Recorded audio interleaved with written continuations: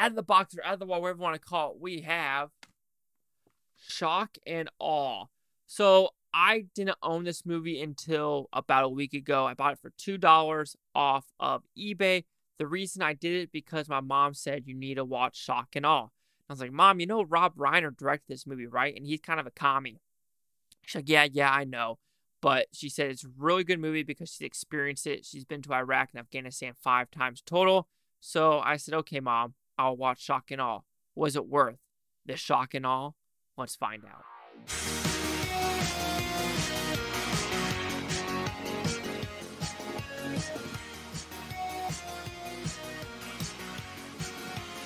Chase Lee Hockey here with the Blue Futon reviewing Shock and Awe. So what's this about?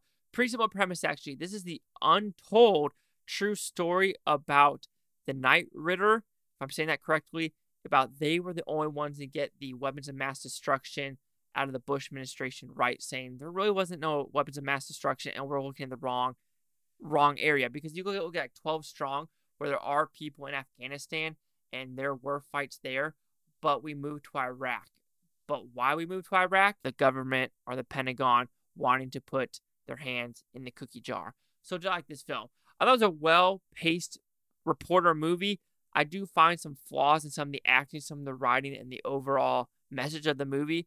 But I think it's one that should be watched to understand what is going on, knowing that there is going to be, I hate to say propaganda, but knowing Rob Reiner and what he's doing now, with him being on Bill Maher, and Bill Maher literally telling him, MSNBC hid this story. New York Times hid this story. People hid the Hunter laptop story, and he's like, no, they didn't. So that proves that he's so much on the cultish / he is so tunnel vision on his beliefs that if he would make a movie maybe about Ukraine-Russia war and the new leaks that happened, or maybe the Hunter buying laptop story, or if this Burisma $5 million thing is true, and Rob Reiner decides to, swallow his pride and say, you know what, here's another movie about reporting that they fucked up and they're trying to hide government secrets, I would give Rob Reiner a break. But him as a whole, same with like Jane Fonda, they are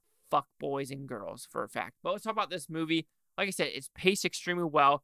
There's a decent amount of storylines going on, even though it could maybe feel convoluted, especially with James Marsden and the Jessica Biel storyline of the boyfriend-girlfriend. Or you have Woody Harrelson and Milla Jovovich, that wife and husband aspect. And you have the Rob Reiner part. Then you have Tommy Lee Jones, who is the author of We Were Soldiers. And then we also have this Private Adams, who kind of starts the movie and ends the movie with him being in Iraq for about a week before being paralyzed. So there's a lot of stuff going on in this 90-minute film. And that's not a bad thing, because in between, there isn't needing to be that much story with some of these people. Yes, did the Jessica Biel storyline need to be in the movie? Not so much. Did Milla Jovovich need to be in this movie? Maybe because of her background and her true life, because she does have a Russian father and I think a Moroccan mother, if I'm not mistaken, with her true life story, not based off the movie. So she has some dynamics to it. But I would say the weakest of it is not by Rob Reiner's directing or acting, it is the person who wrote it. I feel like the person who wrote it knew for a fact that they were focusing on like the neocons, which there are a lot of neocons out there, but you gotta be honest, you gotta say we neocons, but the Democrats are the same way. I mean, think about it this way, right? When we were going through this thing, and this is all about like Dick Cheney lying, and now we have liberals and the Democrats in the media right now champion Liz Cheney, or they did champion Liz Cheney, but now she is gone. So, and she was all about the war. And same with the guy that, Kingsleyer from Illinois, all about the war. Those are the neocons you got to worry about. And it feels like the media now is like hugging them like, oh, you guys are so brave now. So that's why it's so hard for this movie to not look at the politics behind the camera and the writing, as well as this, who are they champion now? Like, you're literally saying Dick Cheney's a fucking liar, but now you're saying champion Liz Cheney. Like, it's just the whole double standards, hypocrisy I truly, truly can't handle. But Woody Harrelson, James Marsden, Tommy Lee Jones does a fantastic job in this movie. Milla Jovovich, she has a fine job. Jessica Biel, she's very throwable away because, like I said, she's in this movie for maybe 10 minutes tops.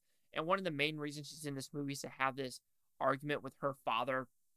And then, James Marsden basically saying, oh, you must watch Fox News, right? And then finally the father's like, it's not just Fox News, it's Washington Post, MSNBC, ABC, New York Times, all those other stories. So they love poking jabs at Fox News, like just on purpose. And of course, Rob Reiner's going to do that because he's a contributor to MSNBC. And like I said, even Bill Maher had to call him out being like, yo, you watch one channel. Rachel Maddow lied about Russia. They lied about the Hunter laptop. They're lying about this Burisma. Like, what else? Like, so it's like, ugh. But as this, yes, a lot of shit happened between 2001 and 2003 that really fucked a lot of people over. Let's put it that way. So all I'm going to say is real journalism, come back. Don't be so polarizing. Don't be so politicized. Just if it is a story and you're like, oh shit, this is not what I was expecting, and this goes against my beliefs, but it's the truth, it's time to swallow your own pride and grow some integrity. So Shock and Awe will receive a 3.5 out of 5 Blue Futons, which equals at 70%. So see the critics' news scores gave this one. So you have critics a 30% with 47 of them, audience score of 41% with over 250. Critic consensus. Shock and Awe has a worthy story to tell and some fine actors trying to bring it to life. Unfortunately, the end results are still as derivative as they are dramatically inert.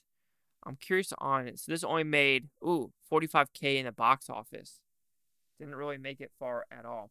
So anyway, you have my 70, the 30, the 41. Chisak with the Blue Futon. Like, comment, subscribe. Let me know if things Butantopia. You Blue Futons think I'm having a great day.